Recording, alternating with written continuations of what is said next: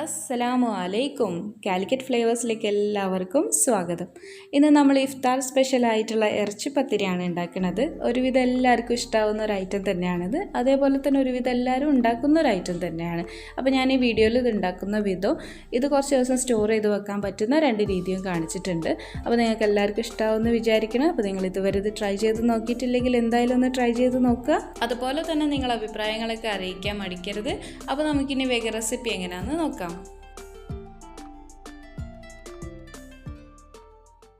ബിസ്മില്ലാ. നമുക്ക് നമ്മളെ ഇറച്ചി പത്തിരിൻ്റെ പരിപാടികളൊക്കെ തുടങ്ങാം. അപ്പോൾ ഞാനിതാ ഒരു 1/2 കിലോ എല്ലില്ലാത്ത ഇറച്ചി നന്നായിട്ട് കഴുകി വെള്ളമൊക്കെ വാർത്തിയെടുത്ത് ഇതാ കുക്കറിലിട്ടിട്ടുണ്ട്. ഇതിലേക്ക് നമുക്ക് ആവശ്യത്തിനുള്ള ഉപ്പും കുറച്ച് മുളക് പൊടിയും മഞ്ഞൾപ്പൊടിയും കുറച്ച് ഗരം മസാലയും കൂടെ ചേർത്തിട്ട് അങ്ങോട്ട് വേവിച്ചെടുക്കാം. നമുക്കിത് നന്നായിട്ട് കുഴച്ചൊന്ന് മിക്സാക്കി എടുത്തിട്ട് കുക്കറിൻ്റെ മൂടിയിട്ടിട്ട് ഒരു 3-4 വിസിൽ ചെയ്തിട്ട് വേവിച്ചെടുക്കാം. പിന്നെ ഇതിലേക്ക് വെള്ളമൊന്നും ചേർക്കേണ്ട ആവശ്യമില്ല. നമ്മൾ ഇറച്ചിയൊക്കെ വേവാനുള്ള വെള്ളം ഇതിൽ നിന്ന് ഇറങ്ങി വരും. നമ്മൾ ഇറച്ചിയൊക്കെ ഇതാ വേവിച്ചെടുത്തിട്ടുണ്ട്. ഇപ്പോൾ കണ്ടോ ഇതിൽ അത്യാവശ്യം വെള്ളമുണ്ട്. നമുക്കിത് ഒന്ന് വറ്റിച്ചെടുക്കാം. അപ്പോൾ നമ്മൾ ആ മസാലേൻ്റെ ഫ്ലേവറൊക്കെ നന്നായിട്ട് ബീഫിലേക്ക് പിടിച്ച് കിട്ടും.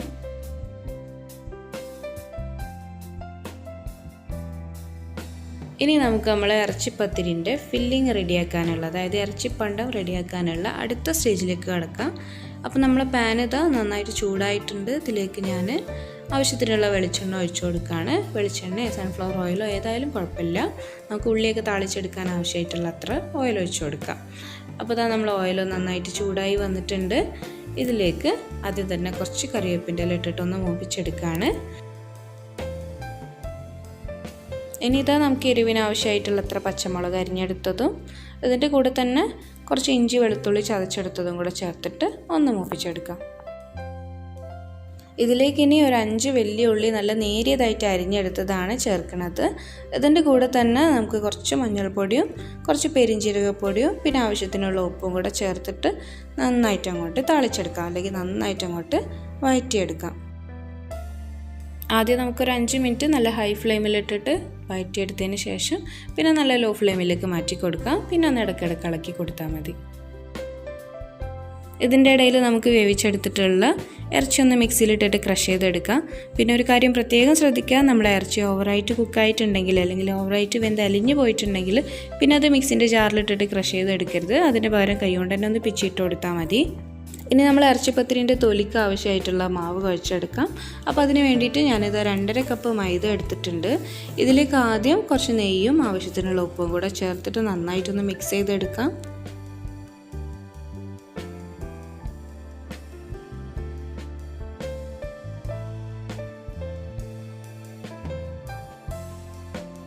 ഇനി ഇതിലേക്ക് കുറച്ചായിട്ട് നല്ല ഇളം ചൂടുള്ള വെള്ളം ചേർത്ത് നമ്മൾ സാധാരണ പൂരിക്കും കണ്ണച്ചപ്പത്തിരിക്കൊക്കെ മാവ് കുഴച്ചെടുക്കല്ലോ, ആ ഒരു സോഫ്റ്റ്നെസ്സിൽ നമുക്കിത് അങ്ങോട്ട് കുഴച്ചെടുക്കാം. അത്യാവശ്യം ഒന്ന് ടൈറ്റായിട്ട് തന്നെയാണ് കുഴച്ചെടുത്തിട്ടുള്ളത്. ഇനി നമ്മളിതൊന്ന് റെസ്റ്റ് ചെയ്യാൻ വേണ്ടിയിട്ട് മാറ്റി വെക്കുമ്പോൾ തന്നെ ഒന്ന് സോഫ്റ്റായി കിട്ടും. അപ്പോൾ ഈ ഒരു സമയം കൊണ്ട് നമ്മളെ ഉള്ളിയൊക്കെ നന്നായിട്ട് താളി കിട്ടിയിട്ടുണ്ട്. ഞാൻ ഇടയ്ക്കിടയ്ക്കൊന്ന് ഇളക്കി കൊടുത്തിരുന്നു. അപ്പോൾ ഇത്ര അങ്ങോട്ട് താളിയാൽ മതി കേട്ടോ. ഇനിയും താളിച്ചെടുത്താൽ അത് വല്ലാതെ അങ്ങോട്ട് ജ്യൂസി ആയിപ്പോവും. പിന്നെ നമ്മൾ കറിയിലൊക്കെ ഉള്ളി ചേർത്ത പോലെ അങ്ങോട്ട് അലിഞ്ഞു പോകും. നമുക്ക് ഉള്ളി ഇതിൻ്റെ ഇടയിൽ ഇങ്ങനെ ചെറുതായിട്ട് ഇങ്ങനെ ഒന്ന് കടിക്കാൻ കിട്ടണം, അതന്നെയാണ് ടേസ്റ്റ്. ഇനി നമുക്കിതിലേക്ക് വേവിച്ച് ക്രഷ് ചെയ്തെടുത്തിട്ടുള്ള നമ്മളെ ബീഫും കൂടെ ചേർത്ത് കൊടുത്തിട്ടുണ്ട്. ഇനി ഇതെല്ലാം കൂടെ നമുക്ക് നന്നായിട്ടൊന്ന് മിക്സ് ചെയ്തെടുക്കാം. കൂടെ തന്നെ നമുക്ക് കുറച്ച് മല്ലിയിലയും കൂടെ ചേർത്ത് കൊടുക്കാം. അപ്പോൾ നമ്മുടെ ഇറച്ചിപ്പണ്ടം ഇവിടെ റെഡി ആയിട്ടുണ്ട്. നമുക്കിനി അടുപ്പ് ഓഫ് ചെയ്യാം. ഇതൊന്ന് ചൂടാറിക്കോട്ടെ.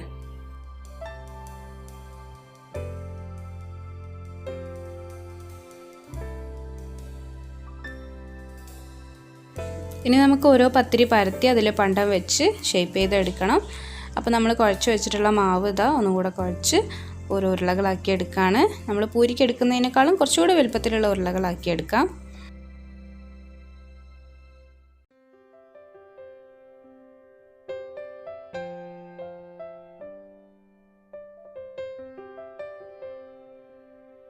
ഇനി ഇതൊരു ഉരുള എടുത്ത് നന്നായിട്ട് ഉരുട്ടി നമുക്ക് നല്ലോണം പരത്തിയെടുക്കാം. ഇതിൻ്റെ ഷേപ്പൊന്നും പ്രശ്നമാക്കേണ്ട കാര്യമില്ല, നമുക്ക് നല്ല വട്ടത്തിൽ മുറിച്ചെടുക്കാനുള്ളതാണ്. പക്ഷേ ഇതിൻ്റെ തിക്നെസ് ഒന്ന് ശ്രദ്ധിക്കുക. നമ്മൾ സാധാരണ പൂരിക്ക് പരത്തുന്നതിനേക്കാൾ കുറച്ചുകൂടി നൈസായിട്ട് പരത്തണം. എന്നാലും നമ്മൾ സമൂസക്ക് പരത്തിയെടുക്കുന്ന അത്ര അങ്ങോട്ട് നൈസാക്കി എടുക്കാൻ വേണ്ട.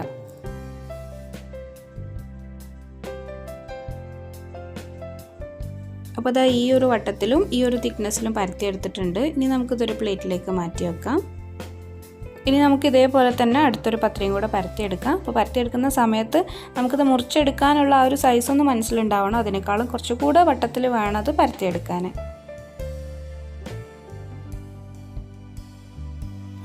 അപ്പോൾ നമ്മളിത് രണ്ടാമത്തെ പത്തിരിയും പരത്തിയെടുത്തിട്ടുണ്ട്. ഇനി ഇതിൻ്റെ നടുവിലായിട്ട് നമ്മൾ നേരത്തെ റെഡിയാക്കി വെച്ചിട്ടുള്ള നമ്മൾ ഇറച്ചിപ്പണ്ടം ഒരു പിടി വെച്ച് കൊടുക്കാം. ഒരു പിടി മാത്രം മതി കേട്ടോ, കുറേ അധികം വെക്കേണ്ട ആവശ്യമില്ല. കുറേ അധികം കുത്തി നിറക്കുന്നതിനേക്കാളും കുറച്ച് ആ ഒരു ഇറച്ചിപ്പണ്ടം ഉള്ളിലുള്ളത് തന്നെയാണ് ഒരു ടേസ്റ്റ്. ഇനി ഇതിൻ്റെ മേലെ നമ്മൾ നേരത്തെ പരത്തി മാറ്റി വെച്ചിട്ടുള്ള ആ പത്തിരി ഉണ്ടല്ലോ, അതും കൂടെ വെച്ച് സൈഡൊക്കെ നന്നായിട്ട് ഒട്ടിച്ചെടുക്കാം.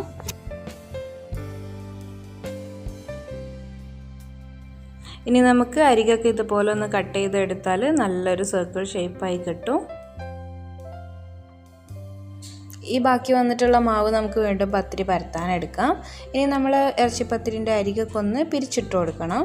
അപ്പോൾ ഇതുപോലെ ജസ്റ്റ് ഒന്ന് നന്നായിട്ട് പ്രസ് ചെയ്യുക, എന്നിട്ട് ഇങ്ങനെ പിരിച്ചിട്ട് കൊടുക്കുക.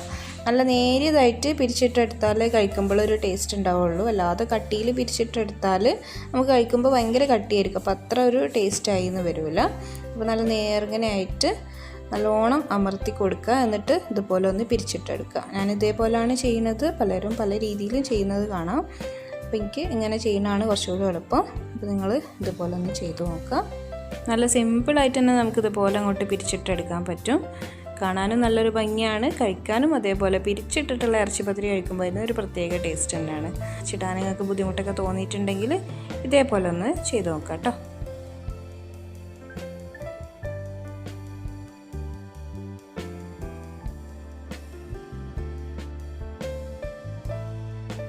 അപ്പോൾ നമുക്കിതുപോലെ തന്നെ ബാക്കിയുള്ള എല്ലാ പത്തിരികളും ഉണ്ടാക്കി വെക്കാം.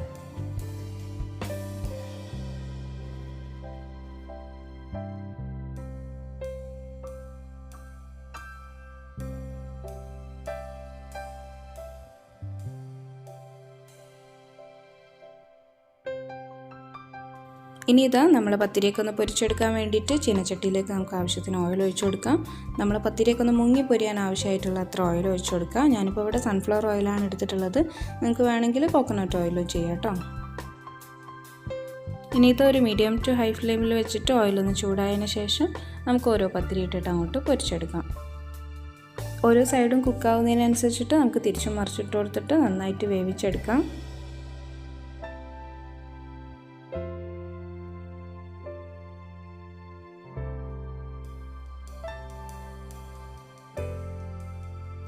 ഇതുപോലെ നല്ലൊരു കളറായി കിട്ടിയാൽ നമുക്കിത് എണ്ണയിൽ നിന്ന് കോരി മാറ്റാം.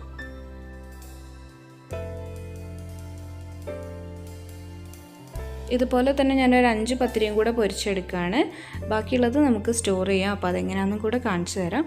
അതിനു മുമ്പ് നമുക്കിതൊക്കെ ഒന്ന് മുട്ടയിൽ മുക്കിയിട്ട് ഷാലോ ഫ്രൈ ചെയ്തെടുക്കാനുണ്ട്. അപ്പോൾ അതെങ്ങനെയാണെന്ന് ആദ്യം നോക്കാം. അപ്പോൾ അതിന് വേണ്ടിയിട്ട് ഞാനിതൊരു മുട്ട പൊട്ടിച്ചൊഴിച്ചിട്ടുണ്ട്. ഇതിലേക്ക് നമുക്ക് മധുരത്തിന് വേണ്ടിയിട്ട് 1 ടേബിൾ സ്പൂൺ പഞ്ചസാര ചേർത്ത് കൊടുക്കാം. അധികമൊന്നും വേണ്ട, 1 ടേബിൾ സ്പൂൺ തന്നെ ധാരാളമാണ്. ഇനി ഇത് നന്നായിട്ടൊന്ന് മിക്സ് ചെയ്തെടുക്കാം. ഇനി നിങ്ങൾക്ക് മുട്ടൻ്റെ സ്മെല്ലൊരു പ്രശ്നമാണെങ്കിൽ കുറച്ച് ഏലക്കായ പൊടിച്ചതും കൂടെ ചേർത്ത് കൊടുക്കാം. അപ്പോൾ ഈ ഒരു മുട്ടൻ്റെ മിക്സ് കൊണ്ട് നമുക്കൊരു 5 ഇറച്ചിപ്പത്തിരി മുക്കി പൊരിച്ചെടുക്കാനുള്ള മിക്സ് ഉണ്ടാവും. ഇനി ഇതാ ഒരു പാൻ അടുപ്പത്ത് വെച്ചിട്ട് ചൂടാക്കി എടുത്തിട്ടുണ്ട്. ഇതിലേക്ക് നിങ്ങളെ ഇഷ്ടത്തിനനുസരിച്ചിട്ട് നിങ്ങളെ ഫ്ലേവറിനനുസരിച്ചിട്ട് കുറച്ച് ഓയിലോ നെയ്യോ എന്തെങ്കിലും ചേർത്ത് കൊടുക്കാം.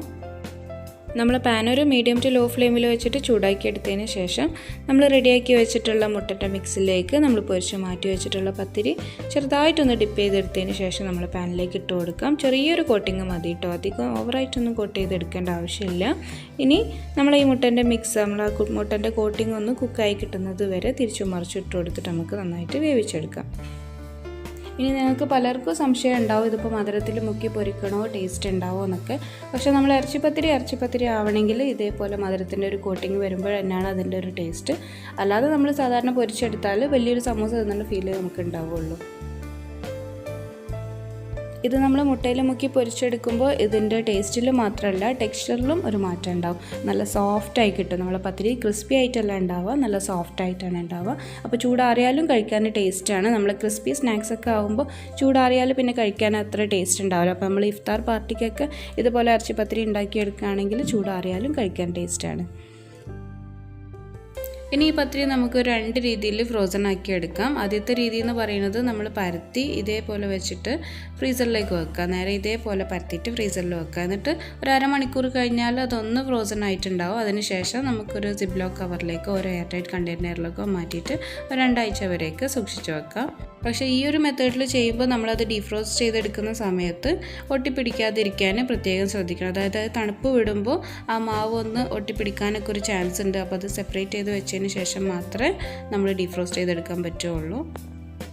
ഇനി അടുത്തൊരു രീതി എന്ന് പറയുന്നത് നമ്മൾ വാട്ടിയെടുത്തിട്ട് ഫ്രോസൺ ആക്കി എടുക്കുന്നതാണ്. അതായത് നമുക്ക് ആവശ്യത്തിനുള്ള പത്തിരി പൊരിച്ചെടുത്ത് കഴിഞ്ഞാൽ ബാക്കിയുള്ള എണ്ണയിൽ നമുക്ക് ഫ്രോസൺ ആക്കി എടുക്കേണ്ട പത്തിരിയൊക്കെ ഒന്ന് ജസ്റ്റ് വാട്ടിയെടുക്കാം. ഈ ഒരു കളറാവുന്നത് വരെ ഒന്ന് പൊരിച്ചെടുത്താൽ മതി. അപ്പോൾ നമ്മൾ പിന്നെ ഫ്രോസൺ ആക്കി എടുക്കുമ്പോൾ ഡീഫ്രോസ്റ്റ് ചെയ്യുമ്പോഴൊന്നും അത് ഒട്ടിപ്പിടിക്കുന്ന പ്രശ്നങ്ങളൊന്നും വരില്ല.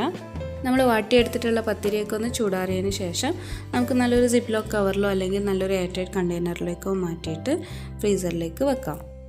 പിന്നെ നമ്മൾ ഫുഡൊക്കെ എപ്പോഴും ഫ്രഷ് ആയിട്ട് ഉണ്ടാക്കി കഴിക്കുന്നത് തന്നെയാണ് എപ്പോഴും നല്ലത്. നിങ്ങൾ പലരും റിക്വസ്റ്റ് ചെയ്തുകൊണ്ട് ഇത് കൂടെ ഒന്ന് കാണിക്കാമെന്ന് വിചാരിച്ചു. ഇതിൻ്റെ കൂടെ തന്നെ അതൊരു 4 പത്തിരി ഉണ്ടാക്കാനുള്ള പണ്ടം കൂടെ ബാക്കിയായിട്ടുണ്ട്. അപ്പോൾ നിങ്ങൾ പൊടി കുഴച്ചെടുക്കുന്ന സമയത്ത് ഒരു 1/2 കപ്പ് പൊടിയും കൂടെ കൂട്ടി കുഴച്ചെടുക്കുകയാണെങ്കിൽ ഈ ഒരു മെഷർമെൻറ്റിൽ നമുക്കൊരു 14 ഇറച്ചിപ്പത്തിരി ഉണ്ടാക്കിയെടുക്കാം. നമ്മൾ ഫ്രോസൺ ആക്കി എടുത്തിട്ടുള്ള പത്തിരി എങ്ങനെ പൊരിച്ചെടുക്കുന്നതും കൂടെ നോക്കാം. അപ്പോൾ നമ്മൾ ഫ്രീസറിൽ നിന്ന് പത്തിരിയൊക്കെ എടുത്തു കഴിഞ്ഞാൽ ഈ ഒരു രീതിയിലായിരിക്കും ഉണ്ടാവുക. ഇത് തണുപ്പൊക്കെ വിട്ട് കഴിഞ്ഞാൽ നമുക്ക് ഓരോന്നായിട്ട് എടുക്കാം. പെട്ടെന്ന് റെഡിയാക്കണം എന്നുണ്ടെങ്കിൽ മൈക്രോവേവിൽ വെച്ചിട്ടൊന്ന് ഡീഫ്രോസ്റ്റ് ചെയ്തെടുക്കുകയും ചെയ്യാം. ഇപ്പോൾ നമ്മൾ പത്തിരിയൊക്കെ ഒന്ന് ഐസ് പോയി ഡീഫ്രോസ്റ്റായി കിട്ടിയിട്ടുണ്ട്. ഇനി നമുക്കിത് പൊരിച്ചെടുക്കാൻ വേണ്ടിയിട്ട് ചീനച്ചട്ടിയിലേക്ക് ആവശ്യത്തിന് ഓയിൽ ഒഴിച്ചു കൊടുക്കാം. ഇനി നമ്മൾ സാധാരണ പത്തിരി പൊരിച്ചെടുക്കുന്ന രീതിയിൽ തന്നെ നമുക്കിത് അങ്ങോട്ട് പൊരിച്ചെടുക്കാം.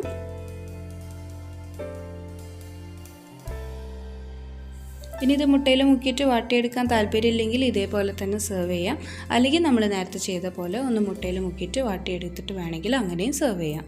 ഇനി ബീഫ് വെച്ചിട്ട് ഇത് ഉണ്ടാക്കാൻ താല്പര്യമില്ലെങ്കിൽ നിങ്ങൾക്ക് ഇതേ റെസിപ്പി തന്നെ ചിക്കൻ വെച്ചിട്ടും ചെയ്തെടുക്കാം. പക്ഷേ ചിക്കനിൽ ഉണ്ടാക്കുന്നതിനേക്കാളും ടേസ്റ്റ് ബീഫ് വെച്ചിട്ട് ഉണ്ടാക്കുന്നത് തന്നെയാണ്. അപ്പോൾ ഇത്രേ ഉള്ളൂ ഇന്നത്തെ നമ്മളെ പരിപാടി. നിങ്ങൾക്ക് എല്ലാവർക്കും വീഡിയോ ഇഷ്ടമാവുമെന്ന് വിചാരിക്കണം. നിങ്ങൾ ഇതുവരെ ഈ റെസിപ്പി ട്രൈ ചെയ്ത് നോക്കിയിട്ടില്ലെങ്കിൽ തീർച്ചയായിട്ടും ഒന്ന് ട്രൈ ചെയ്ത് നോക്കണം. അപ്പോൾ ഇൻഷാ അല്ലാഹ് ഇനി നല്ല നല്ല റെസിപ്പീസൊക്കെ ആയിട്ട് നമുക്ക് കാണാം. അസ്സലാമു അലൈക്കും വറഹ്മത്തുള്ളാഹി.